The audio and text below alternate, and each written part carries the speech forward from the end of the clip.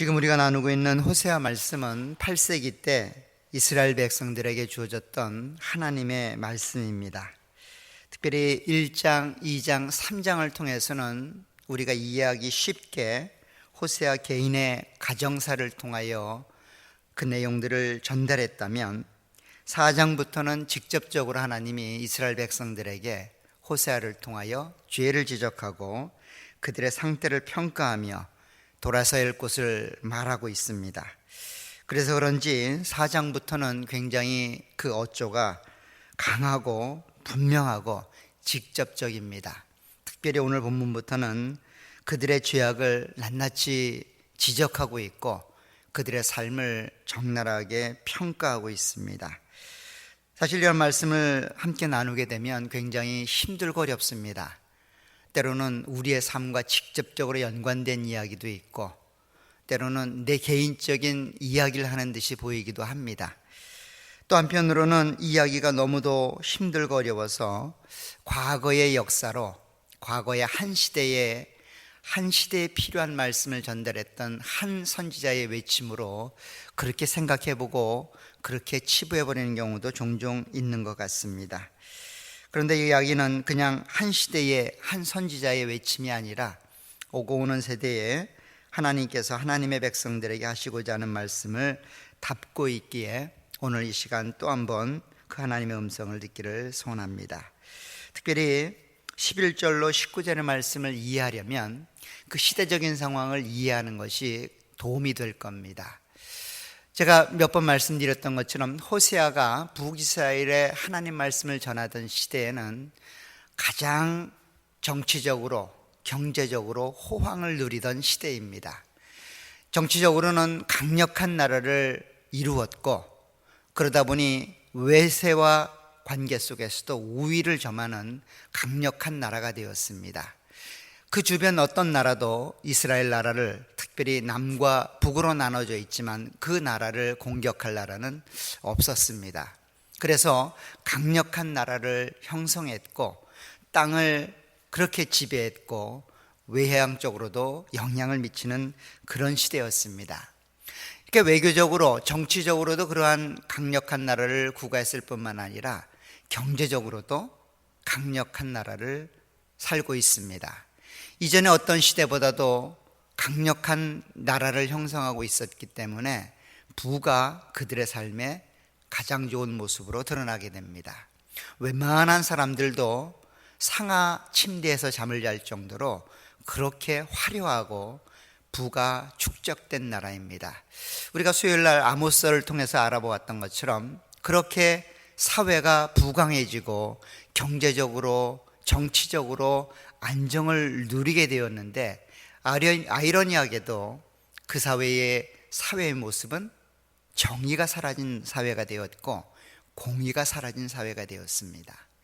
정치적으로도 그렇게 사회가 아름답지 못한 모습이었지만 종교적으로도 가장 타락한 시대를 살았던 것이 이 여로보암 2세가 치리하던 8세기입니다.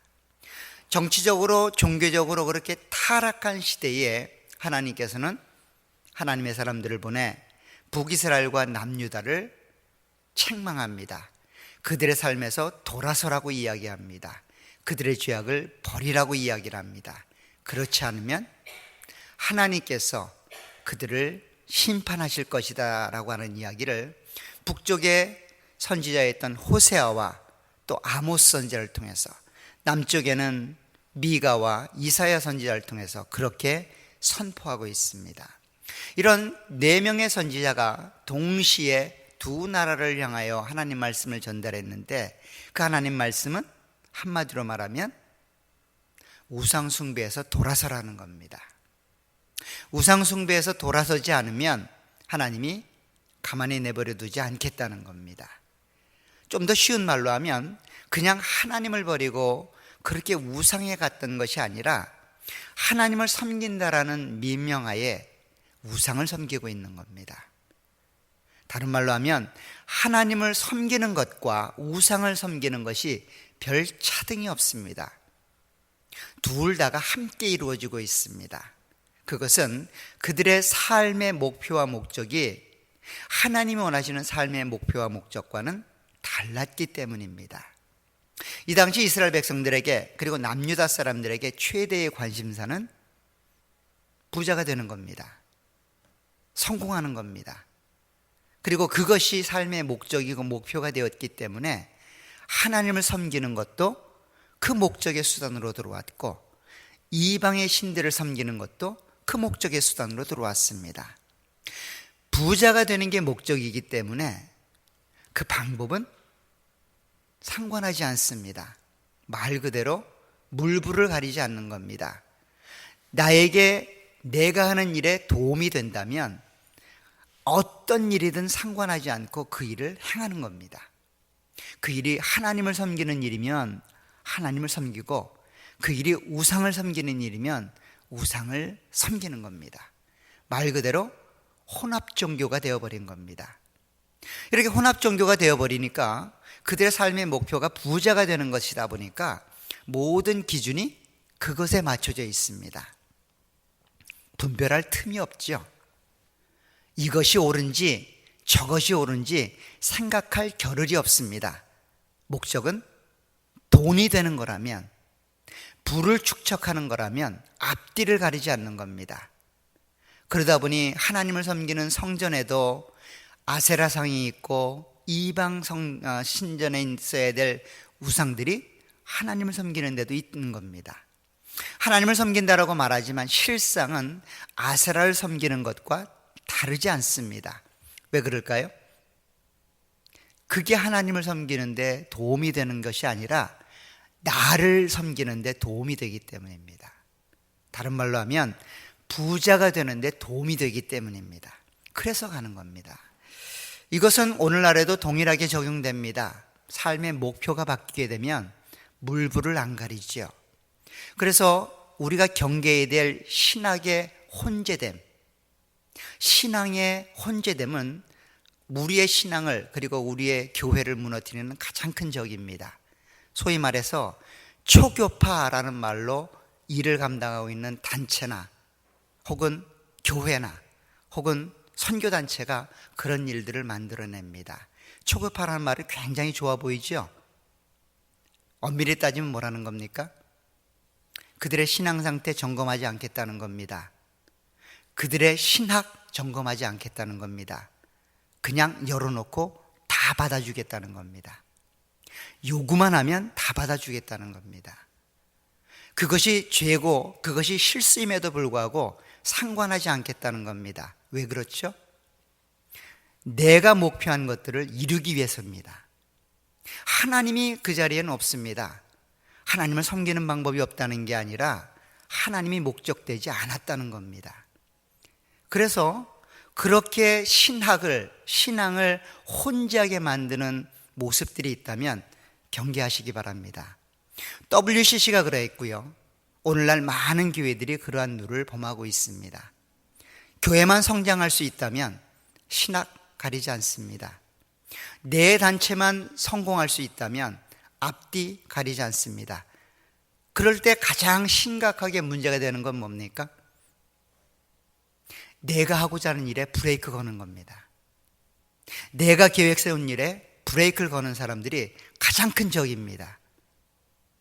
하나님을 이름을 부르고요, 그 자리에는 불교도 좋다면 끌어들입니다. 세상이 좋다면 세상적인 방법 그대로 도용합니다. 많은 사람들이 틀렸다고 얘기하는데 자기 눈에는 틀리게 안 보입니다. 왜 그럴까요? 내 목적이 있기 때문이죠. 내 목표가 있기 때문입니다. 지금 이스라엘 백성들이 그와 같았습니다. 오늘 11절부터 그와 같은 이스라엘 백성들의 적나라한 모습을 이렇게 설명합니다. 11절로 13절까지 보면 이렇게 되어 있습니다. 음행과 묵은 포도주와 새 포도주가 마음을 빼앗느니라. 내 백성이 나무에게 묻고 그 막대기는 그들에게 고하나니 이는 그들이 음란한 마음에 미혹되어 하나님을 버리고 음행하였음이니라. 그들이 산꼭대기에서 제사를 드리며 작은 산 위에서 분향하되 작은 참나무와 버드나무와 상수리나무 아래에서 하니 이는 그 나무 그늘이 좋음이라. 잘 보시기 바랍니다. 11절에 보면 음행을 행한다라고 말합니다. 묵은 포도주와 새 포도주를 함께 마신다라고 말합니다. 그런 이유는 그들이 마음을 빼앗겼기 때문이다 라고 말합니다. 음행의 마음을 빼앗겼다는 겁니다. 다른 말로 하면 음행의 종이 되었고 음행의 노예가 되었다는 겁니다. 음행이 목적이 되었다 보니 그 음행을 떨쳐버릴 힘이 없다는 겁니다. 음행의 노예가 되고 종이 되고 음행이 목적이 되면 물불을 안 가리는 그런 모습을 이야기합니다. 더 쉬운 예로 묵은 포도주와 새 포도주를 함께 겸하여 마시고 있다는 거예요. 포도가 나오면 포도주를 담굽니다. 그리고 그 포도주를 마십니다. 그리고 묵은 포도주를 함께 마십니다. 포도주의 맛에 따라서 묵은 포도주 맛을 보고 새 포도주 맛을 보고 이러는 게 아닙니다. 가리지 않고 마신다는 데 의미가 있는 겁니다. 또 시간이 지나서 새 포도주를 다 마셔버리면 묵은 포도주를 또 마신다는 거예요. 그리고 새 포도주를 또 만들어서 또 마신다는 겁니다. 시간이 지나면 그렇게 된다는 겁니다. 이런 모습을 적나라하게 호세아 선지자는 이렇게 말합니다. 12절에 보면 내 백성이 나무에게 묻고 그 막대기는 그들에게 고한다 라고 말합니다. 나무에게 자기의 미래사를 묻는답니다. 자기의 해야 될 일의 모습에 대해서 묻는답니다. 그리고 그 나무 막대기가 그들에게 응답한다는 이야기입니다. 여기서 말하는 나무 막대기는 뭘까요? 나무는 뭘까요? 이스라엘 백성들이 정성을 들여 깎아 만들었던 바알상이고 아세라상입니다. 그 바알에게 가서 묻는 겁니다. 아이고 신이시여, 이 일을 해올습니까? 아이고 신이시여, 내가 행할 일이 이 일인데 복을 주십시오. 아이고 신이시여, 노하지 마십시오. 무엇을 원합니까? 지금 자기들이 만들어 놓은 나무막대기에 가서 그런 일을 하고 있는 거예요. 신이 아니지요. 자기들이 정성을 다해 깎았던 그 막대기입니다. 어쩌냐까지 깔고 앉아서 깎았던 그 막대기를 세워놓고 그 막대기에 가서 신이라고 빌고 있는 겁니다.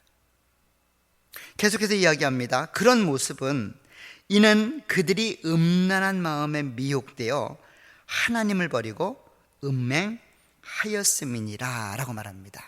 그 막대기를 섬기고 그 막대기로부터 자기의 궁금한 내용들이나 미래사의 답을 얻으려고 했던 그것은 그들의 음란한 마음이 그들을 미혹했기 때문이다라고 말합니다. 결국 11절에서 이야기하는 것과 동일한 거죠. 음행의 노예가 되어져서 그 음행을 떨쳐버릴 수 없는 상태가 된 겁니다. 부자가 목적이 돼서 그 부를 축적하는 방법으로 이 막대기에게 가는 겁니다. 사실 이스라엘 백성들에게는 그럴 만한 상황이 됩니다. 이스라엘 백성들은 농경사회가 그들의 삶의 모습이 아니라 유목생활이 그들의 삶의 모습이었습니다. 유목생활이라는 것은 그냥 자기의 가축들을 몰고 필요한 들판으로 가서 거기서 삶을 살아가는 겁니다. 그럴 때 하나님을 섬겼고 하나님의 은혜를 경험을 했습니다. 그런데 가나안 땅에 들어와 보니까 삶의 방식이 완전히 바뀐 겁니다. 어떻게 바뀌었어요? 이제는 정착해서 농사를 지어야 됩니다. 우리 한국말로 하면 벼를 심어서 가을에 거두어들이고 겨울에 그 거두어들인 것으로 삶을 살아야 됩니다. 움직일 수가 없습니다. 이런 삶을 반복하다 보니 그들에게는 하나님으로는 부족하다라는 생각이 든 거예요. 유목 생활할 때는 하나님이 잘 맞았지만 농경 문화 속에서는 하나님이 잘 안 맞는 것 같다는 거예요.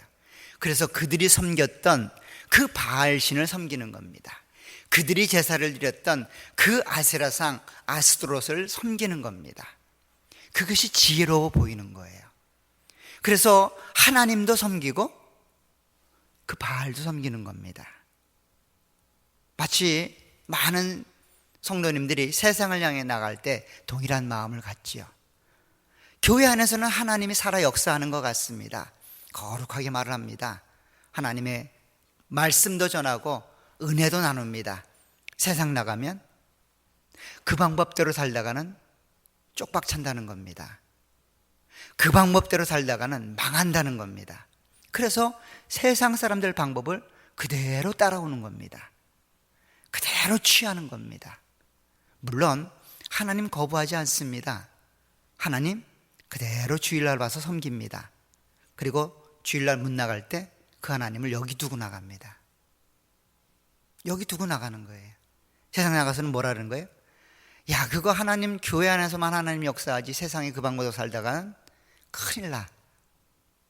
심지어는 그렇게 살아가는 모습을 자랑까지 합니다. 그 자랑이 뭡니까? 세상 사람들이 자기를 환영해 준다는 겁니다. 세상 사람들과 자기의 차이가 거의 없는 겁니다. 차이가 하나 있다면 주일날 교회 와서 예배 드리는 것 외에는 차이가 없는 겁니다. 똑같이 술 마시고 똑같이 노름하고 똑같이 비리 부정 그대로 행하는 겁니다. 지금 이스라엘 백성들이 그런 상태가 된 거예요. 그런 상태가 돼서 하나님을 섬기고 있는 겁니다. 하나님을 안 섬긴다면 문제는 더 쉬울 수 있습니다. 문제는 뭐예요? 그런 모습으로 하나님을 섬기고 있는 겁니다. 그 이야기를 계속해서 이렇게 설명합니다. 13절에 보면 그들이 산 꼭대기에서 제사를 드리며 작은 산 위에서 분향하되 참나무와 버드나무와 상수리 나무에서 한다라고 말합니다. 그저 외형적으로 좋아 보이면 그 밑에 제단을 닦는 겁니다. 저 나무 참 커 보인다. 제단을 닦는 겁니다. 그리고 거기다가 제사를 드리는 겁니다. 분향을 드리는 거예요. 누구 이름 불러가면서요? 하나님 이름 불러가면서. 근데 하나님 이름 부르면서 바알상 앞에서 절을 하는 겁니다. 어떻게 그런 일이 있을 수 있냐고요? 8세기가 그런 시대였고 어떻게 그런 일이 그 시대에 있었냐고요? 우리가 그런 시대에 살고 있습니다. 우리가 그런 시대에 살고 있다고요. 우리는 이러한 하나님 말씀에 자유롭지가 못합니다. 자유롭지가 못해요. 여러분들이 알고 있는 죄악을 지은 목사님이 앞에서 설교를 하거나 예배를 집례할 때 어떤 마음이 드십니까? 제가 듣는 많은 말들은 그 말입니다. 한마디 하더라고요. 너나 잘해라. 죄를 일삼는 그들이 드리는 예배를 향해서 하나님이 하시는 말씀입니다. 뭐라 그럴까요? 너나 잘해라. 예배 필요 없다. 그런 예배 안 받는다 라는 이야기입니다. 그거 집어치우라는 거예요. 하나님을 섬기려면 하나님을 섬기고 세상을 섬기려면 세상을 섬기라는 거예요. 나를 섬긴다는 미명하에 세상 섬기고 있으면 그걸 내가 받겠냐는 거예요. 안 받죠? 안 받을 겁니다. 오늘 그 얘기를 하고 있는 거예요. 다시 한번 12절을 보시기 바랍니다. 이들의 말을 이렇게 설명합니다. 그들이 음란한 마음으로 미혹되어 하나님을 버리고 음행하였음이니라. 사실 이 말을 원문으로 잘 해석해 보면 이런 말입니다. 그들의 하나님의 밑으로부터 떠나버렸다는 거예요.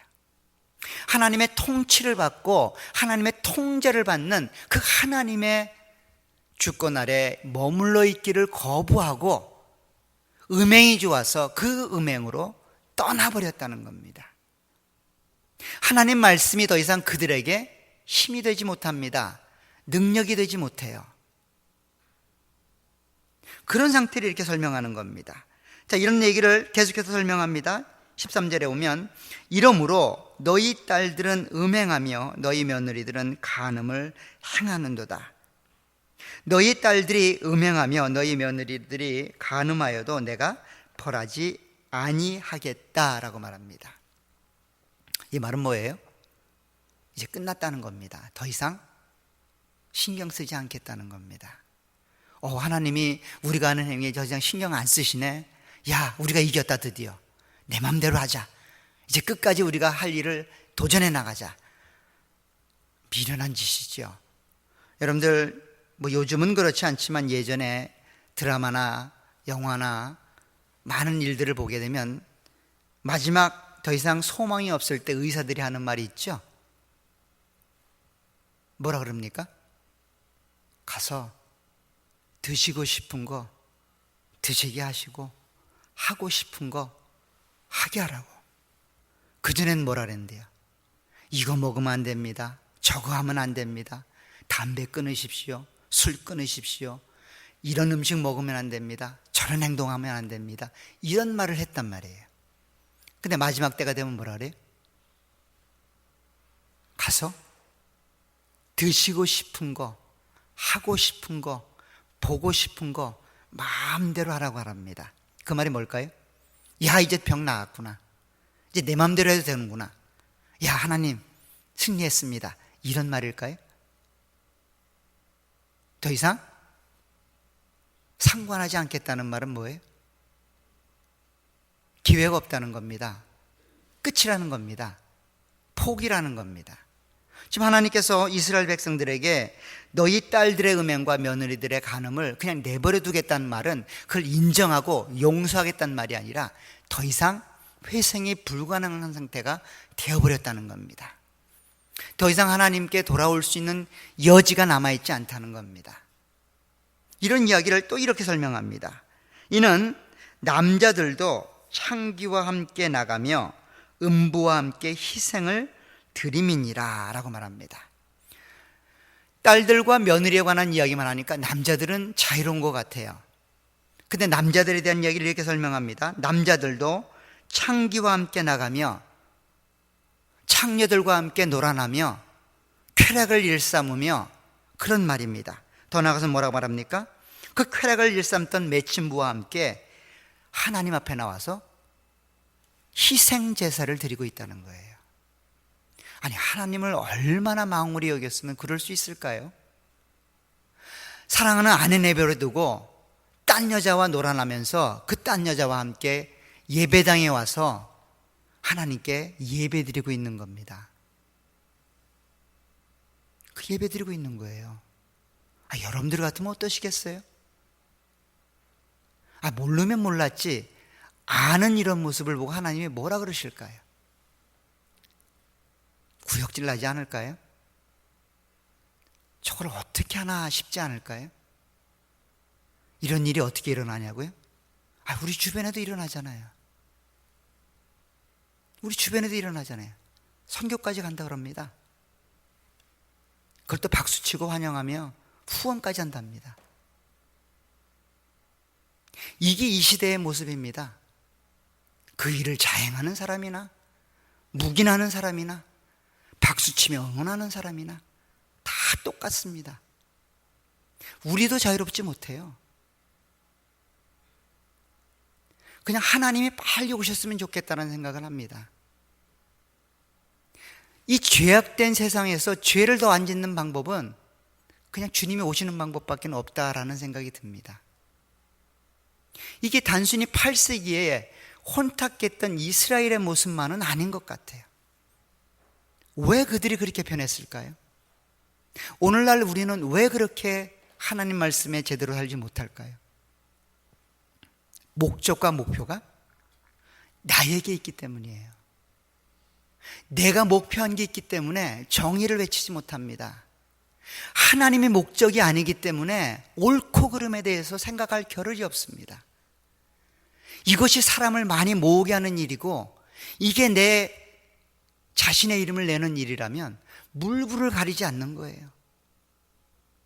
그리고 하나님 이름을 부르는 겁니다. 세상에서, 교회 안에서.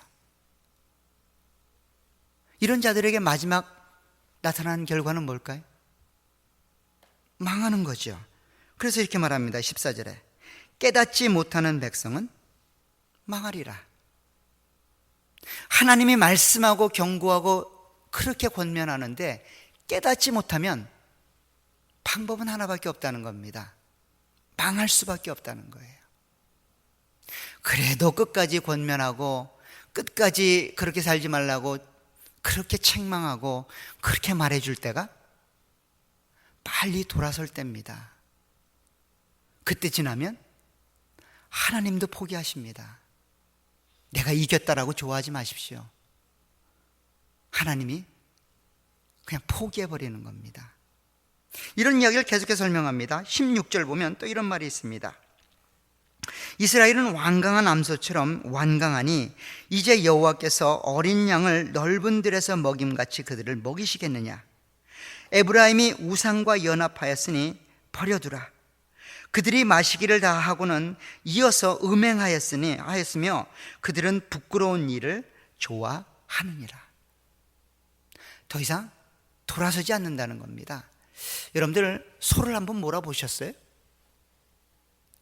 시골에서 소를 몰아보면 배부르고 마음이 좋을 때는 그냥 갑니다. 소처럼 우직하고 자기 갈 길을 가는 그런 동물도 많지 않습니다.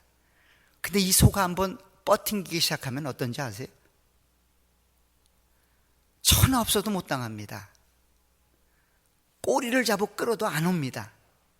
코드레를 잡아들어도 안 옵니다. 그게 소입니다. 지금 이스라엘이 그렇게 되어버린 거예요. 완강한 암소처럼 버티고 있는 겁니다. 어디서요? 자기들의 삶의 현장에서 하나님을 섬기지 않고 자기 자신을 섬기는, 하나님이 목적되지 않고 부자가 되는 것이 목적인 그런 삶의 형태를 버리지 않고 끝까지 그 일들을 감당하는 겁니다. 그래서 하나님이 뭐라 그럽니까? 19절에 보면 바람이 그 날개로 그들을 쐈나니 그들이 그 재물로 말미암아 부끄러운 일을 당하리라. 하나님이 그렇게 심판하시겠다는 겁니다.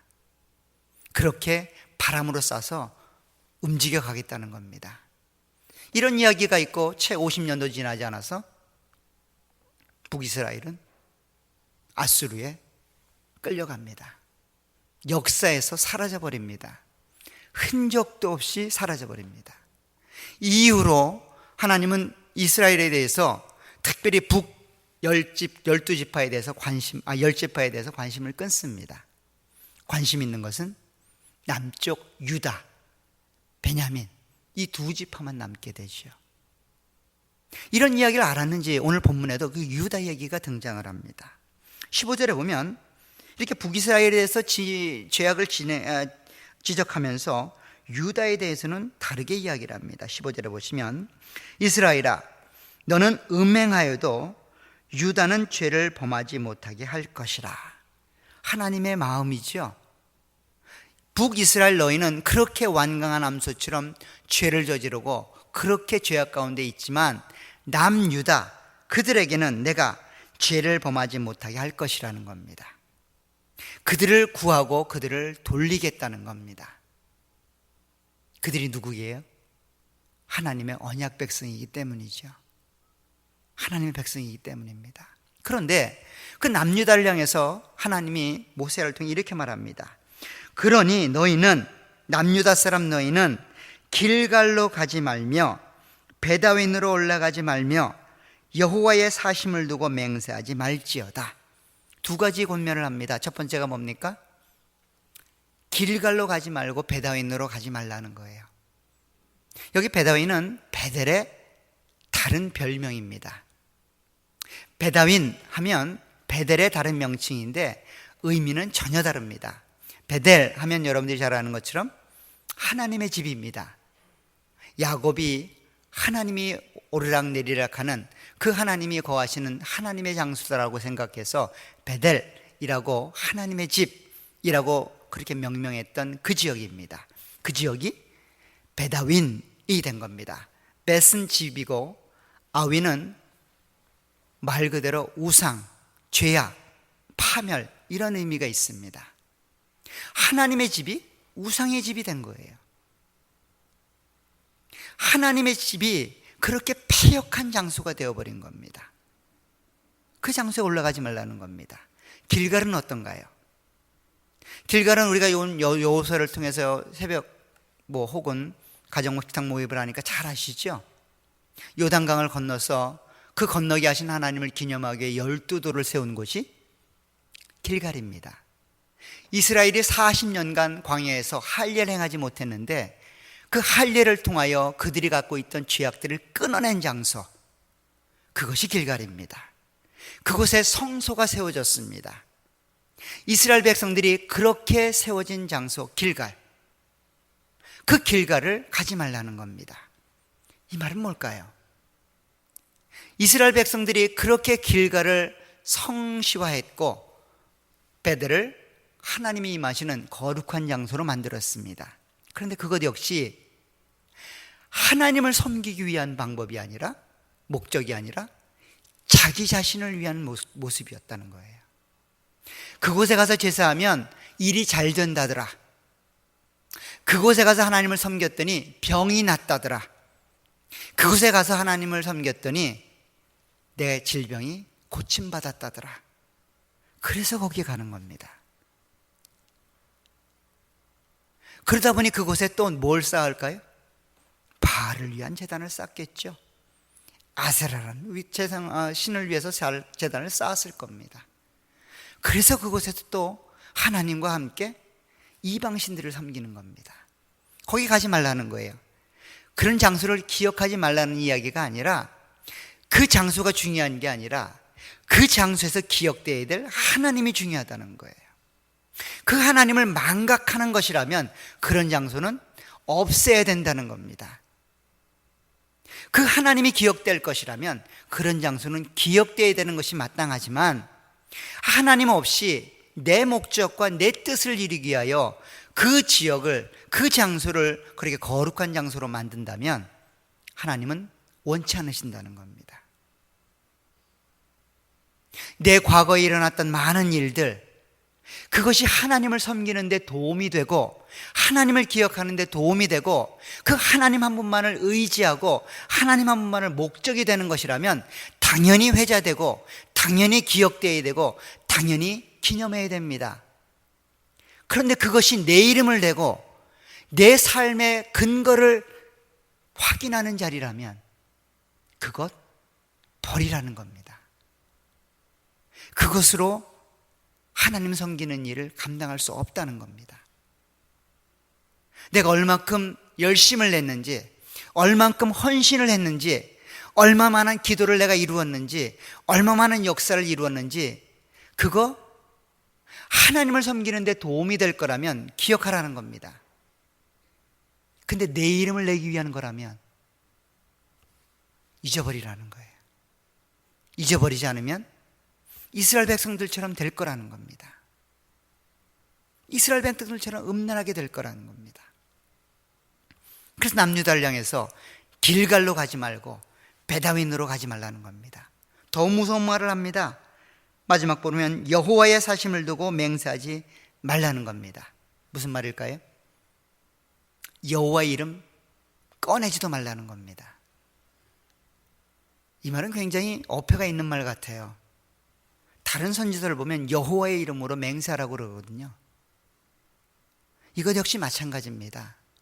하나님의 이름을 부르면서 내 목적을 내 자신에게 두어서는 안 된다는 거예요. 내가 하나님 이름을 부르고 예배를 드리고 그렇게 경건 생활을 하고 신앙 생활을 하고 그렇게 헌신한 모든 모습들이 내 자신이 목적이 되어서는 차라리 하지 말라는 거예요. 하나님이 목적이 되고 하나님이 목표가 된다면 당연히 그렇게 하라는 겁니다. 당연히. 사랑하는 여러분, 사실 이런 말은 우리 모두에게 하나님이 주시는 경고입니다. 이 시대가 너무도 혼탁하고 어지럽고 힘들어서 어쩌면 어느 누구도 이런 얘기에 자유롭지 못할 겁니다. 아무도 조금씩은 다 마음 안에 걸리는 부분들이 있을 겁니다. 그렇다고 해서 이것을 거부하고 야 그거 이 시대에는 맞지 않아 라고 치부해버리기에는 너무도 하나님의 경고가 심각하고 크다는 겁니다. 잘 보시기 바라요. 이것이 그냥 8세기 때 북이스라엘에 관한 이야기였을까요? 호세아는 그들을 향해 선포했습니다. 그런데 이 호세아의 말씀을 기록했던 사람은 누구일까요? 누가 기록을 했을까요? 호세아가 기록을 했을까요? 일반적으로는 북이스라엘이 망하고 남유다가 남아있을 그때에 남유다 사람들에게 경고하기 위하여 남유다 사람들이 호세아가 전달했던 그 예언의 말씀을 수집해서 책으로 엮었다라는 게 일반적인 생각이고 일반적인 이야기입니다. 그러기 때문에 유다 이야기가 등장을 하는 거예요. 그 이야기는 곧 뭐예요? 이 이야기를 기록했던 하나님의 목적은 북이스라엘 백성들에게 있지 않다는 겁니다. 이 글을 읽고 있는 우리에게 있다는 거예요. 여러분들에게 지금 하는 말씀입니다. 뭐라고요? 깨달으라고. 깨닫지 못하면 망한다고. 그 하나님이 목적이 되라고. 그 하나님 섬기는 게 여러분들 생의 목표가 되라고. 여러분들이 살아가고 숨쉬는 목적이 그 하나님을 섬기는 데 있다고. 내가 그것을 위하여 여러분들을 구원했고, 내가 그것을 위하여 여러분들을 그리스도의 십자가의 은혜와 사랑으로 구속했다고. 그 하나님께 돌아오라고. 세상 멀리하고 세상 마음 두지 말고 하나님 한 분으로 그 하나님 말씀에 근거하여 그 주어진 삶을 살아가라고. 그렇게 말하고 있는 겁니다. 사랑하는 여러분, 그 유다에게 권면했던 것처럼 내 자신이 목표가 되어 길갈로 가지 않기를 간절히 부탁을 드립니다. 내 인생의 목적을 이루기 위하여 베델로 올라가는 일이 없기를 부탁드립니다. 내가 계획한 일들을 세우기 위하여 하나님의 이름을 부르는 일이 없기를 간절히 부탁을 드립니다. 하나님이 여러분들에게 역사하고 하나님이 여러분들에게 베푸신 은혜가 그렇게 크다면 그 하나님 한 분으로 만족하시기를 부탁드립니다. 그 하나님 한 분 바라보며 걸어가시길 간절히 부탁드립니다. 그러면 그 하나님이 여러분들의 기대와 소망 절대로 헛되이 만들지 않으실 겁니다. 그 유다를 향하여 끊임없이 하나님이 내가 유다는 범죄하지 않게 하겠다 라고 하시는 것처럼, 비록 그들이 바벨론에 멸망당하지만 그들의 남은 자를 내가 끝까지 기억하여 그들을 구원하겠다고 하신 그 말씀을 기억하셔서 그 하나님을 향하여 끝까지 걸어가시고 그 하나님을 목적하시기를 간절히 부탁드립니다. 기도하도록 하겠습니다. 하나님 아버지, 주의 은혜와 은총을 감사합니다. 오늘 이스라엘 백성들을 향하여 그렇게 하나님의 애타는 심정을 선포했던 귀한 말씀을 듣습니다. 이 말씀이 우리를 향한 하나님의 심정이고 하나님의 마음임을 알게 됩니다. 하나님, 우리가 눈에 보이는 세상의 것들로 내 마음에 준 인간적인 욕심으로 그렇게 우리의 생을 달려가고 있지는 않는지 하나님, 우리를 불쌍히 여겨 주시길 원합니다. 우리를 다시금 하나님께로 돌아설 수 있도록 은혜를 베풀어 주시길 원합니다.